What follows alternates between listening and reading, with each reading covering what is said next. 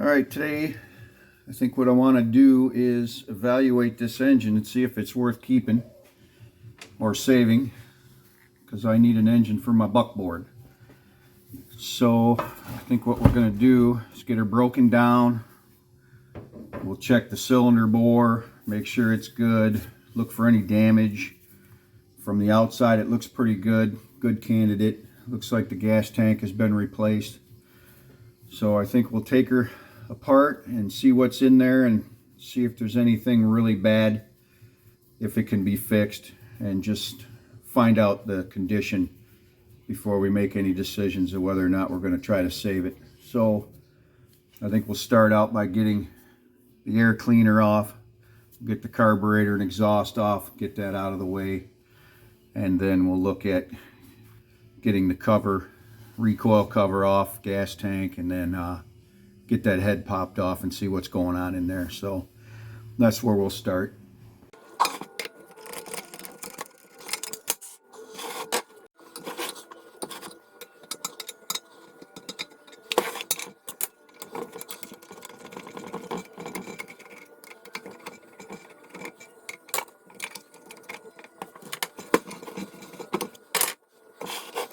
All right, so let's get this fuel tank off.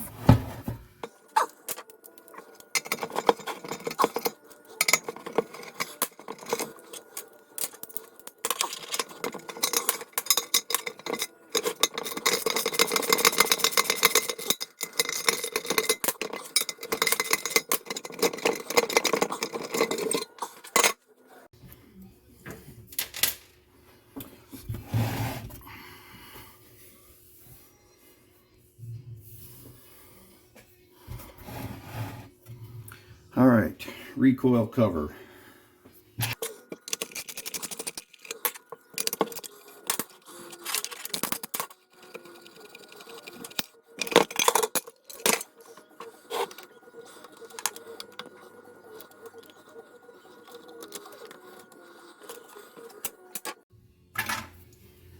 Okay, now your recoil ratchet is the nut that actually holds the flywheel on also. So that'll have to come off. A lot of people will jam the flywheel with a screwdriver and then take a screwdriver and beat it with a hammer and try to get that off. And a lot of times that can cause these ears or these tabs to break off. So you don't want that. Best case, if you don't have the right tool, is to jam it with that screwdriver and then put your pipe wrench on there and break it loose with a pipe wrench, and you'll have a lot less chance of breaking something.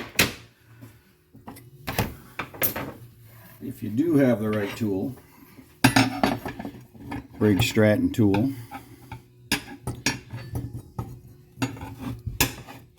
then you can hold that flywheel with the right tool and the right wrench and get it off of there without damage.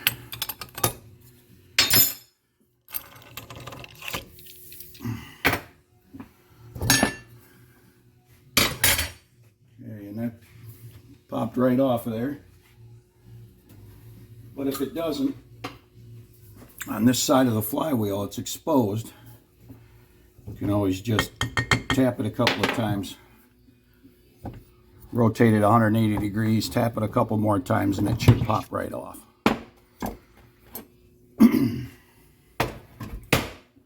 Points would be under here. Okay, so let's get this fuel tank bracket off.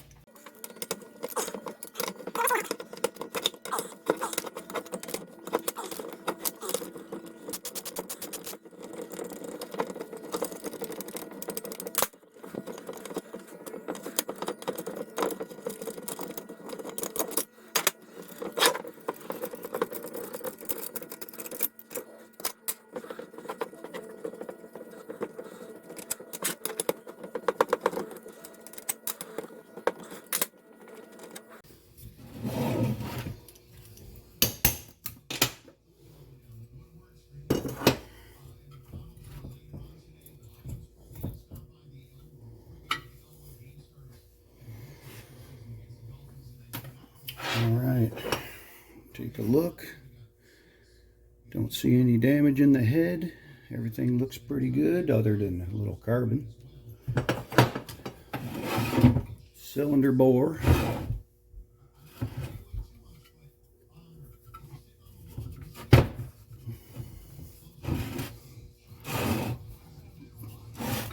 Doesn't look too horrible.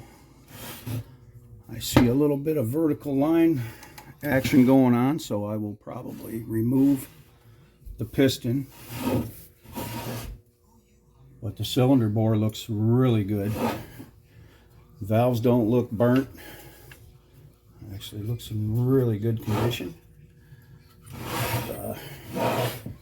Threads on the exhaust are a little rough, but I think we can repair those. So yeah, I think this one's a keeper. So we're gonna take a look at rebuilding this, and I think we're good. Okay, so we've decided to keep it. We're going to end up stripping this whole thing down to just a bare block. I'm going to get everything off of it.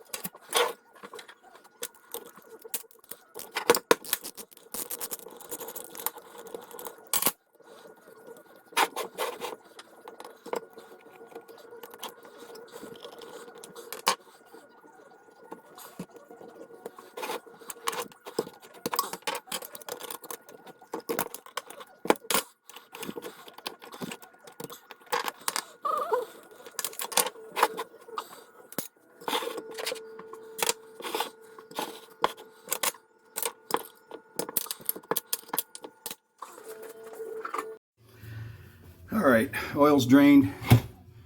So what I want to do next is get it up on something where I can work on it without it moving around on me. So I'm going to put it on a little stand that I built, just so I can hold it in the vise and not crush the aluminum case.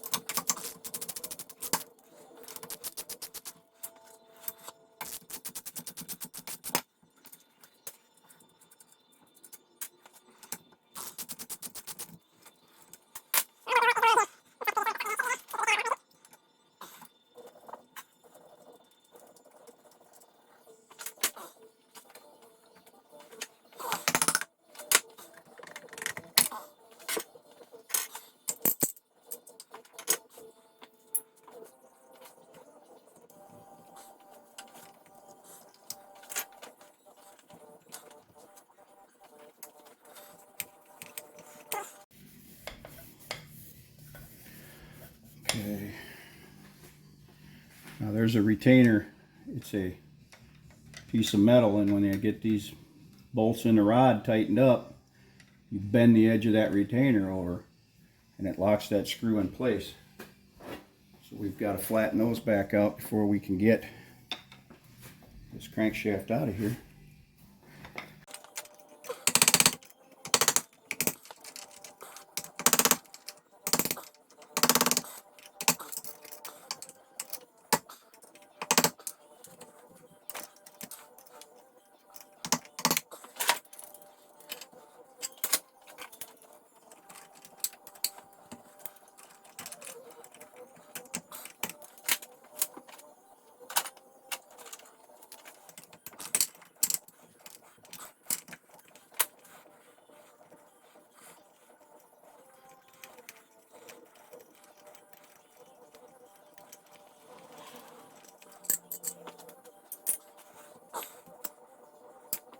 Okay, roll your crankshaft so your crank pin is as far that way as you can go.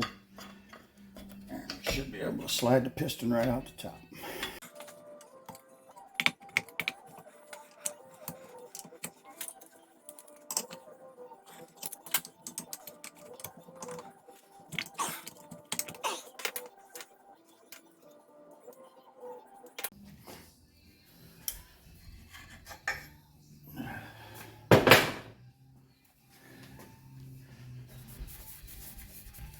And there we go.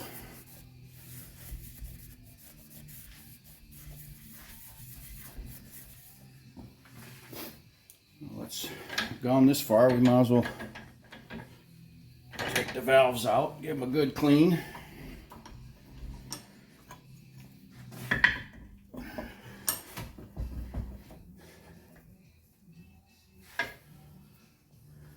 Let's get the valves out.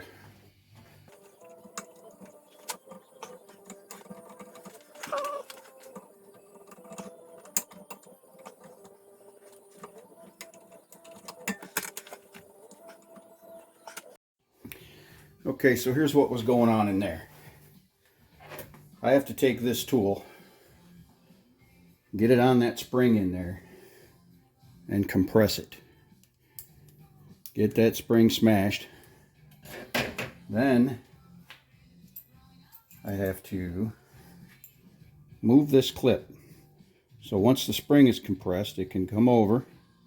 This clip can come down and the valve will come out of this hole. Way easier said than done. So I had to struggle with that 2 times, but that's what I was doing in there. Some of the older engines, if you're a 59 and maybe even a 60, this clip doesn't have that slot in it.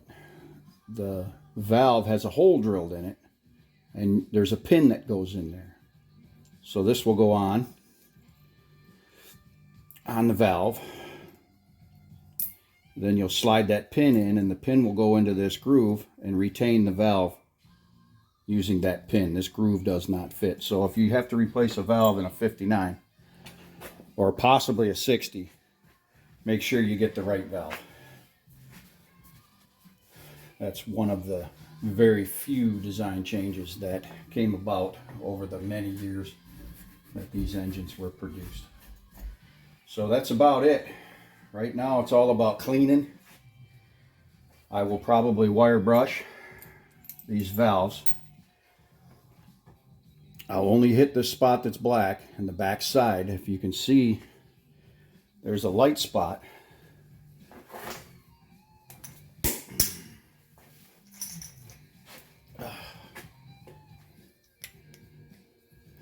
On that surface, you'll see that gray light spot all the way around. That's where the valve makes contact with the seat.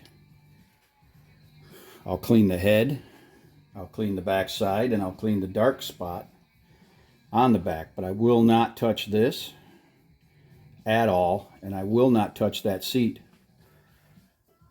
Those need to stay the way they are. If you damage them or you scratch them, you'll get into valve lapping and possibly even have to replace a valve. So best not to touch them. Same up here. You can see where the valves are seated on the valve seats. Do not touch them with a wire brush. Wipe them with a rag, but don't wire brush them. Don't try to clean them. And if you want to try to clean down in here, find something that's smaller than the hole that you can put in there and move around and then pull back out. Do not touch that seat, or you'll be in for a lot more work than what you really need to do. So anyway, clean, clean, clean. Okay, so found that these threads were stripped out a little bit, weren't in great shape. So what I'm going to do is just take a 1/2 inch tap, pipe tap, regular old tap. It's tapered. I don't know if you can tell, but the smaller it gets, bigger as it comes out. That's the way pipe threads work. And we're just going to put a couple, 2 or 3 more threads in there. While the valve's out of there, it's a great time to do something like this. And See if we can get that in a little better shape. It seems like there's plenty of material there. It's not stripped dangerous. I have had some luck putting inserts in. I've only tried it once. Seemed to work well. The engine has gone back to its owner, and he hasn't put it on yet, so we're not really sure what's going to happen. But we started the engine, it ran well, didn't seem to leak, and time will tell.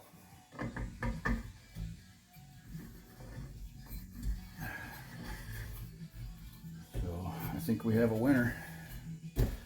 Those should be fine. So if you do have a problem with your threads, you can buy a 1/2-inch pipe tap. Try putting a little extra thread in there, but you do have to remove that valve before you try it. So just a little heads up there. Don't try it with the valve in there. You'll destroy the valve stem. Okay, so we got it halfway clean. It's ready to go to the car wash, but the first thing I want to do before I take off is soak it with WD-40.